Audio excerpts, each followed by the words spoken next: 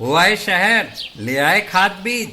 हाँ भाई, लेके तो आया हूँ, पर क्या कहूँ, महंगाई इतनी हो गई है कि समझ में नहीं आता है कि खेती करे कैसे।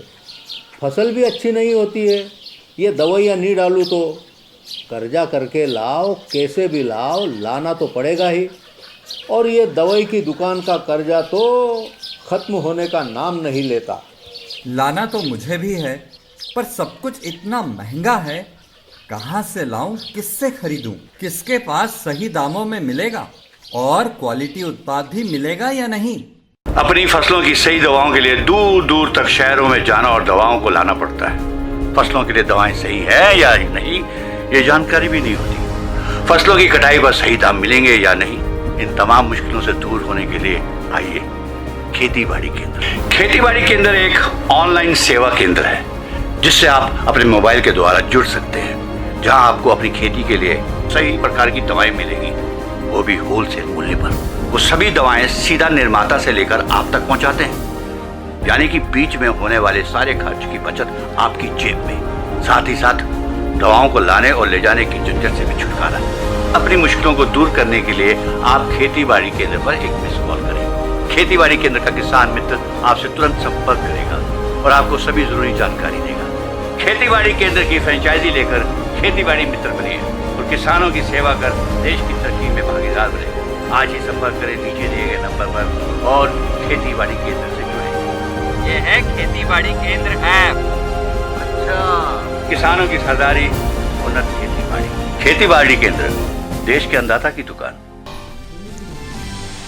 प्रधानमंत्री नरेंद्र मोदी करेंगे इंडिया ग्लोबल वीक 2020 के उद्घाटन समारोह को संबोधित। 30 से भी अधिक देशों के 5000 प्रतिभागी लेंगे हिस्सा। 3 दिनों तक चलने वाले वर्चुअल सम्मेलन का विषय है be the revival India and a better new world. कई केंद्रीय मंत्रियों का भी होगा संबोधन।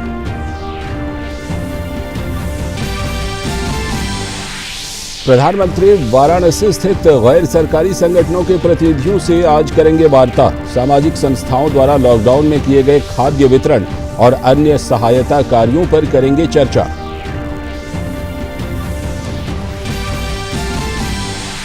प्रधानमंत्री नरेंद्र मोदी के नेतृत्व में हुई केंद्रीय मंत्रिमंडल की बैठक में लिए गए कई अहम फैसले। कृषि अवसंरचना कोष के अंतर्गत वित्त पोषण सुविधा के लिए केंद्रीय क्षेत्र योजना को मिली मंजूरी। कृषि के बुनियादी ढांचे में 1 लाख करोड़ रुपए के पैकेज को भी मंजूरी। प्रधानमंत्री गरीब कल्याण अन्न योजना को नवंबर तक बढ़ाया जाएगा।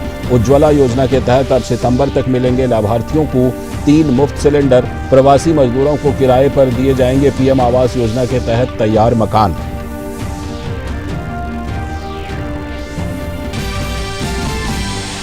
जम्मू कश्मीर के बांदीपुरा में आतंकवादियों ने की भाजपा नेता वसीम बारी, उनके भाई और पिता की हत्या। उनकी सुरक्षा में लगे सभी 10 पुलिसकर्मियों को किया गया गिरफ्तार। प्रधानमंत्री नरेंद्र मोदी ने वसीम के परिवारजनों के प्रति शोक संवेदना व्यक्त की।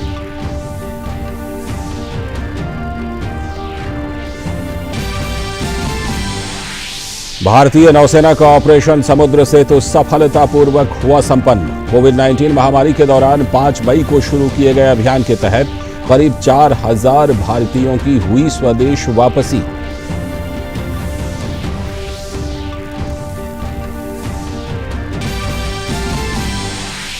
कोविड-19 के मद्देनजर केंद्र सरकार के प्रयासों में मजबूती लाने के लिए नई दिल्ली स्थित एम्स देगा राज्यों के डॉक्टरों को टेली कंसल्टेशन से दिशा निर्देश।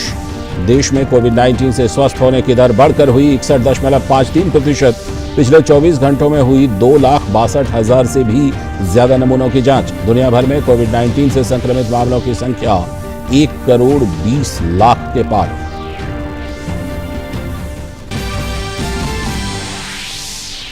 चीन की विस्तारवादी नीति की दुनिया भर में हो रही है आलोचना। अमेरिकी विदेश मंत्री माइक पॉम्पियो ने कहा, चीन का अपने पड़ोसियों के साथ आक्रामक व्यवहार उनकी संप्रभुता के लिए है खतरा। कहा, चीनी कम्युनिस्ट पार्टी के बदलते रुख के जवाब में पूरी दुनिया को होना चाहिए एकजुट।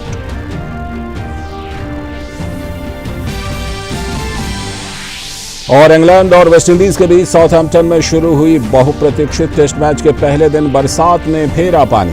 ओवरों में कटौती के बाद पहले दिन खेल की समाप्ति तक मेजबान ने 1 विकेट के नुकसान पर बनाए 35 रन। दोनों टीमों के खिलाड़ियों और स्पोर्ट स्टाफ ने ब्लैक लाइव्स मैटर अभियान के प्रति अपना समर्थन किया प्रकट। नमस्कार, हिंदी समाचारों की इस बुलेटिन में आप सभी का स्वागत है। मैं हूं लाल चंद्र सिंह। देखते हैं खबरों को विस्तार से। सबसे पहले सबसे बड़ी खबर, प्रधानमंत्री नरेंद्र मोदी आज अपने संसदीय क्षेत्र वाराणसी के गैर सरकारी संगठनों के प्रतिनिधियों से बातचीत करेंगे और कोरोना वायरस संकट के कारण लागू लॉकडाउन के दौरान उनके द्वारा खाद्यान्न वितरण एवं अन्य सहायता पहुंचाने संबंधी प्रयासों के बारे में चर्चा करेंगे। प्रधानमंत्री कार्यालय से जारी एक बयान में कहा गया है कि राष्ट्रव्यापी लॉकडाउन के दौरान वाराणसी के निवासियों और सामाजिक संगठनों के सदस्यों ने अपने प्रयासों के माध्यम से तथा जिला प्रशासन की ओर से चलाए गए राहत कार्यों के दौरान ये सुनिश्चित किया कि जरूरतमंदों तक सही समय पर खाना पहुंचे। प्रधानमंत्री ऐसे सभी संगठनों के प्रतिनिधियों से वीडियो कॉन्फ्रेंस के माध्यम से बातचीत करेंगे और उनके अनुभवों और प्रयासों पर चर्चा करेंगे। बयान में कहा गया है कि लॉकडाउन के दौरान वाराणसी के 100 से भी अधिक संगठनों ने निजी प्रयासों और जिला प्रशासन के साथ मिलकर लगभग 20 लाख भोजन के पैकेट और सूखे राशन के 2 लाख किट बांटे।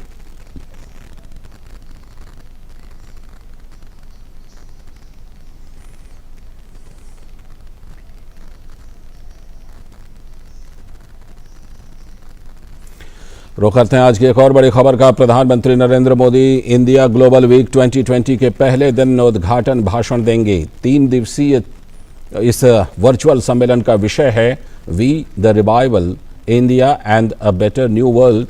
इंडिया ग्लोबल वीक 2020 में 30 देशों के 5000 वैश्विक प्रतिभागियों को 75 सत्रों में 250 वैश्विक वक्ता संबोधित करेंगे। इस आयोजन में भाग लेने वाले अन्य गणमान्य वक्ताओं में विदेश मंत्री डॉक्टर एस जयशंकर, रेल, वाणिज्य और उद्योग मंत्री पीयूष गोयल, जम्मू कश्मीर के उपराज्यपाल जीसी मुर्मू, ईशा फाउंडेशन के संस्थापक सदगुरु, आध्यात्मिक नेता श्री श्री रविशंकर, ब्रिटेन के विदेश मंत्री डोमिनिक राब और गृह सचिव प्रीति पटेल, भारत में अमेरिकी राजदूत केन जेस्टर और अन्य गणमान्य लोग शामिल हैं। इस कार्यक्रम में मधु नटराज की आत्मनिर्भर भारत पर एक शानदार प्रस्तुति होगी और सुप्रसिद्ध सितार वादक पंडित रविशंकर के 100वें जन्मदिन पर उन्हें श्रद्धांजलि अर्पित करते हुए उनके 3 प्रतिष्ठित छात्र संगीत का एक कार्यक्रम भी प्रस्तुत करेंगे। प्रधानमंत्री नरेंद्र मोदी की अध्यक्षता में केंद्रीय मंत्रिमंडल ने प्रधानमंत्री गरीब कल्याण अन्न योजना को 5 महीने के लिए बढ़ाने समेत कई महत्वपूर्ण कदमों को मंजूरी प्रदान कर दी। प्रधानमंत्री मोदी ने गरीब कल्याण योजना को नवंबर तक बढ़ाने की घोषणा की थी। मंत्रिमंडल ने उसे अमली जामा पहना दिया है। जुलाई से लेकर नवंबर तक 5 महीने ये योजना चालू रहेगी। 81 करोड़ लोगों को प्रति व्यक्ति 5 किलोग्राम अनाज और 1 किलोग्राम चना हर महीने मिलेगा। केंद्रीय मंत्रिमंडल ने एक अहम फैसले में 7.4 करोड़ गरीब महिलाओं को सितंबर तक 3 मुफ्त एलपीजी सिलेंडर देने की अनुमति दी। इस योजना पर 13,500 करोड़ रुपए का खर्च होगा। इसके अलावा अन्य अहम फैसलों में कैबिनेट ने 15,000 तक की तनख्वाह पाने वाले लोगों, कर्मचारी और उसके नियोक्ता दोनों के ईपीएफ अंशदान सरकार द्वारा भरे जाने की योजना को 3 माह के लिए अगस्त तक बढ़ा दिया है। इसके साथ ही एक अन्य फैसले में पीएम आवास योजना शहरी के तहत जो 1,60,000 छोटे मकान 160 शहरों में बने हैं, उसे मजदूरों को किराए पर देने का फैसला लिया है। कैबिनेट की बैठक में बेहद अहम फैसले के तहत कृषि के बुनियादी ढांचे में 1 लाख करोड़ रुपए के पैकेज को भी मंजूरी दे दी गई है। कैबिनेट ने सार्वजनिक क्षेत्र की 3 जनरल इंश्योरेंस कंपनियों Oriental insurance company limited, national insurance company limited और United India insurance company limited के लिए 12,450 करोड़ रुपए के पूंजीगत निवेश को मंजूरी दी। इसमें वित्त वर्ष 2019-20 में किया गया 2,500 करोड़ रुपए का निवेश भी शामिल है। बड़ी खबर जम्मू कश्मीर से, जहां बांदीपोरा में आतंकियों ने कायरतापूर्ण कार्रवाई में भारतीय जनता पार्टी के नेता शेख वसीम बारी की गोली मारकर हत्या कर दी। आतंकवादियों ने वसीम बारी और उनके पिता और भाई पर भी गोलीबारी की। इस घटना में उनके पिता और भाई की भी मौत हो गई। जम्मू कश्मीर के पुलिस महानिदेशक दिलबाग सिंह ने कहा कि परिवार में 8 लोगों को सिक्योरिटी दी गई थी। दुर्भाग्यवश घटना के समय कोई भी उनके साथ नहीं था। उनकी सुरक्षा में लगे सभी 10 पुलिसकर्मियों को गिरफ्तार कर लिया गया है। दरअसल ये घटना उस वक्त घटित हुई जब बीजेपी नेता वसीम बारी अपने पिता और भाई के साथ दुकान पर थे। वारदात को अंजाम देने के बाद आतंकी फरार हो गए। सुरक्षा बलों ने पूरे इलाके को घेर कर आतंकियों की धरपकड़ के लिए बड़े पैमाने पर तलाशी अभियान शुरू कर दिया है।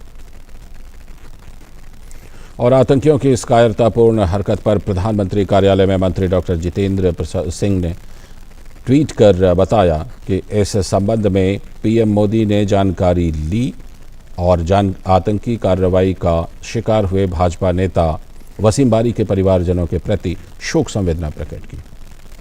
वहीं भाजपा अध्यक्ष जेपी नड्डा ने भी अपने ट्वीट में इसे पार्टी की बड़ी क्षति बताया और शोकाकुल परिवारजनों के प्रति संवेदना प्रकट की। 8 पुलिस कर्मियों की निर्मम हत्या करके कानपुर से फरार हुआ यूपी पुलिस का मोस्ट वांटेड विकास दुबे आखिरकार पुलिस के हत्थे चढ़ ही गया। उसे पुलिस ने उस समय दबोचा जब वह महाकाल मंदिर में दर्शन करने आया था। इस गिरफ्तारी की पुष्टि मध्य प्रदेश के गृह मंत्री डॉक्टर नरोत्तम मिश्रा ने की।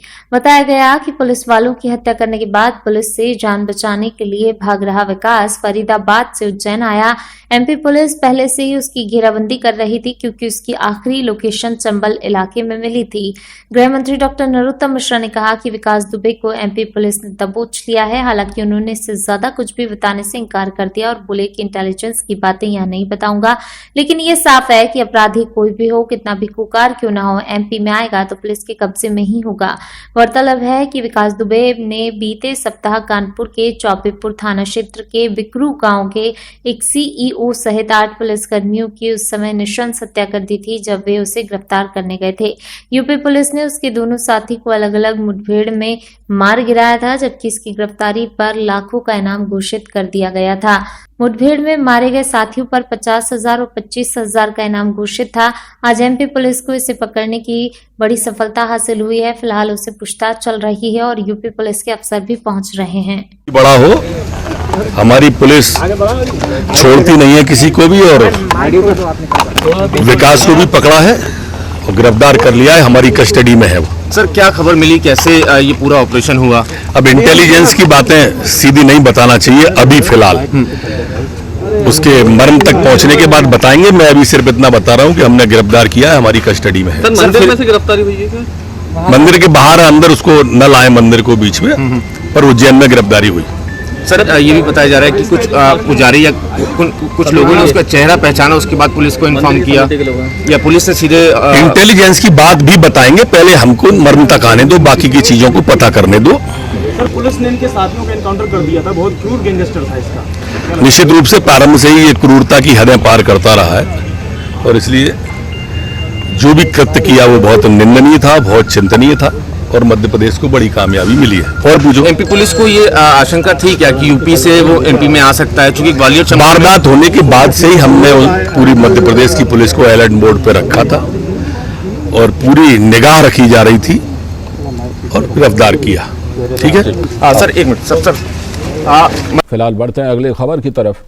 विदेश मंत्रालय ने पाकिस्तान की जेल में बंद भारतीय नागरिक कुलभूषण जाधव के मामले में पाकिस्तान के दावे पर कहा कि हम राजनयिक चैनलों के जरिए अंतर्राष्ट्रीय न्यायालय के फैसले को पूरी तरह और प्रभावी तरीके से लागू करने के लिए प्रयासरत हैं।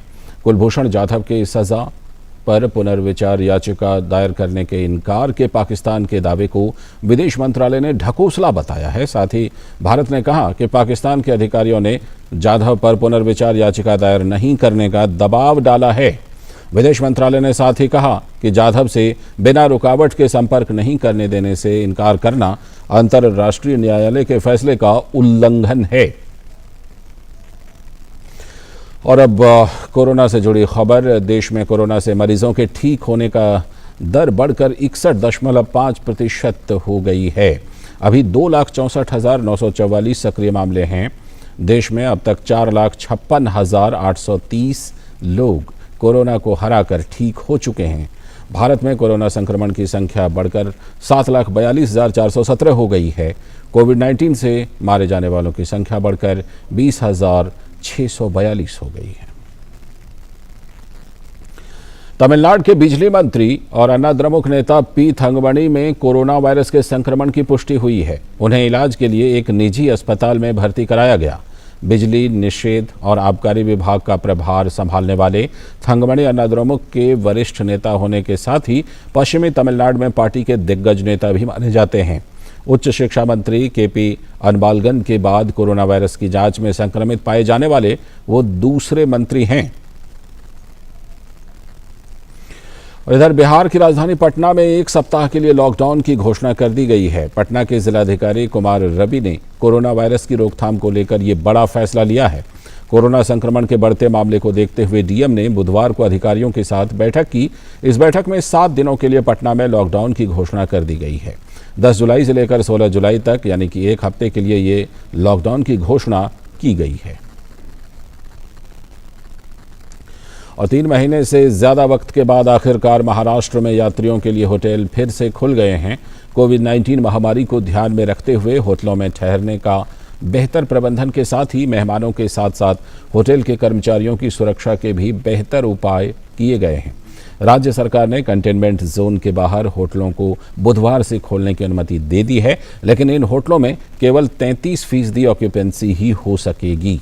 भारतीय होटल और रेस्तरां संघ के अध्यक्ष शिवानंद शेट्टी ने सरकार के इस फैसले का स्वागत किया है और साथ ही इस उद्योग को फिर से खड़ा करने के लिए ऑक्यूपेंसी के नियमों में पुनर्विचार करने की भी अपील की है। एक और बड़ी खबर, भारतीय नौसेना का ऑपरेशन समुद्र सेतु सफलतापूर्वक समाप्त हो गया है। कोरोना संकट के कारण विदेशों में फंसे हुए भारतीयों की स्वदेश वापसी के लिए नौसेना ने बीती 5 मई को इस अभियान की शुरुआत की थी। इस दौरान 3,992 भारतीयों को समुद्र के रास्ते भारत वापस लाया गया। भारतीय नौसैनिक पोत जलाश्व, ऐरावत, शार्दुल और मगर ने इस अभियान में भाग लिया। 55 दिनों तक चले इस ऑपरेशन के दौरान समुद्र में 23,000 किलोमीटर से भी अधिक की दूरी तय की गई। अगली खबर, प्रवर्तन निदेशालय ने बुधवार को कहा कि उसने हीरा कारोबारी नीरव मोदी की 329.66 करोड़ रुपए की संपत्ति भगोड़ा आर्थिक अपराधी FEO कानून के तहत जब्त की है। ये इस कानून के तहत संपत्तियों को जब्त करने का देश में पहला मामला है। नरेंद्र मोदी की अगुवाई में केंद्र सरकार भारतीय अदालतों के न्याय क्षेत्र से बाहर रहकर कानून की प्रक्रिया से बचने वाले आर्थिक अपराधियों पर लगाम कसने के मकसद से 2018 में इस कानून को लेकर आई थी। मुंबई की एक विशेष अदालत ने 8 जून को ईडी को संपत्तियों को जब्त करने के लिए अधिकृत किया था। नीरव मोदी को इसी अदालत ने पिछले साल 5 दिसंबर को भगोड़ा आर्थिक अपराधी घोषित कर दिया था। एजेंसी अब तक धन शोधन रोकथाम कानून के तहत नीरव मोदी की 2,348 करोड़ रुपए की संपत्ति जब्त कर चुकी है। नीरव मोदी इस समय ब्रिटेन की एक जेल में बंद है। केरल में सोने की तस्करी मामले में वामपंथी सरकार पर निशाना साधते हुए विपक्षी दलों ने बुधवार को मुख्यमंत्री पिनराई विजयन से इस मामले में उनके कार्यालय के खिलाफ लगाए गए आरोपों को लेकर इस्तीफे की मांग की। इस बीच विजयन ने बुधवार को इस मामले में प्रधानमंत्री नरेंद्र मोदी को पत्र लिखकर उनसे एक प्रभावी जांच के लिए हस्तक्षेप का अनुरोध किया। हाल ही में अंतर्राष्ट्रीय हवाई अड्डे से 30 किलोग्राम से भी अधिक सोने की बरामदगी को लेकर राज्य सरकार विपक्ष के निशाने पर है। इस सोने को राजनयिक सम्मान में रखकर राज्य में तस्करी कर लाने का प्रयास किया जा रहा था। पत्र में मुख्यमंत्री ने कहा कि इस मामले के गंभीर प्रभाव थे क्योंकि यह देश की अर्थव्यवस्था को कमजोर करता है। मुख्यमंत्री ने पूरे मामले की संबंधित केंद्रीय एजेंसी से जांच कराने का अनुरोध भी किया और कहा कि राज्य जांच के लिए हर संभव सहायता करेगा। केरल कांग्रेस और भाजपा द्वारा निशाना बनाए जाने पर मंगलवार को सरकार ने मुख्यमंत्री के सचिव और आईटी प्रमुख सचिव एम शिवशंकर को पद से हटा दिया। विपक्ष ने आईटी विभाग की एक महिला अधिकारी की नियुक्ति को लेकर उन पर निशाना साधा था। सीमा शुल्क विभाग ने इस मामले में सोमवार को आरोपी महिला को गिरफ्तार कर उससे पूछताछ भी की। खबर उत्तर प्रदेश से 8 पुलिस वालों की हत्या में शामिल विकास दुबे के कुछ सभी नोएडा फिल्म सिटी के कुछ पत्रकारों के संपर्क में हैं। ऐसी खबर है कि वो किसी न्यूज़ चैनल में सरेंडर कर सकता है। इससे निपटने के लिए उत्तर प्रदेश पुलिस ने नोएडा की फिल्म सिटी को पूरी तरह से घेर लिया है और चप्पे चप्पे पर उत्तर प्रदेश पुलिस और यूपी एसटीएफ भी वहां पर मौजूद है। प्रवर्तन निदेशालय ने बुधवार को गुजरात कैडर के पूर्व आईएएस अधिकारी संजय गुप्ता के नियंत्रण वाली कंपनियों की 14 करोड़ रुपए से भी अधिक की संपत्तियां धन शोधन रोकथाम कानून के तहत जब्त की है। ये गुप्ता के खिलाफ संपत्ति जब्त करने संबंधी दूसरा आदेश है।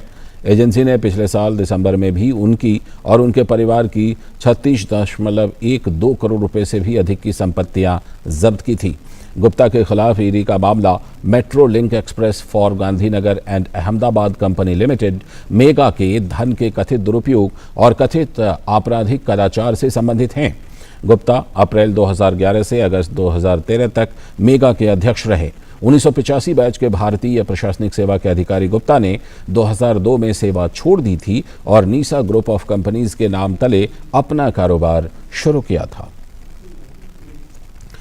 बाजार नियामक भारतीय प्रतिभूति और विनिमय बोर्ड यानी सेबी ने बुधवार को कहा कि उसने आंकड़ों और सूचनाओं के परस्पर नियमित आदान प्रदान की सुविधा के लिए केंद्रीय प्रत्यक्ष कर बोर्ड यानी सीबीडीटी के साथ एक समझौता किया है। सेबी ने एक विज्ञप्ति में कहा कि यह समझौता 8 जुलाई से प्रभावी हो गया है। इसके तहत एक सूचना आदान प्रदान संचालन समूह बनाया गया है जो आंकड़ों के आदान प्रदान की स्थिति की समीक्षा करने और इसकी प्रणाली को अधिक कारगर बनाने के विषय में समय समय पर बैठक करेगा।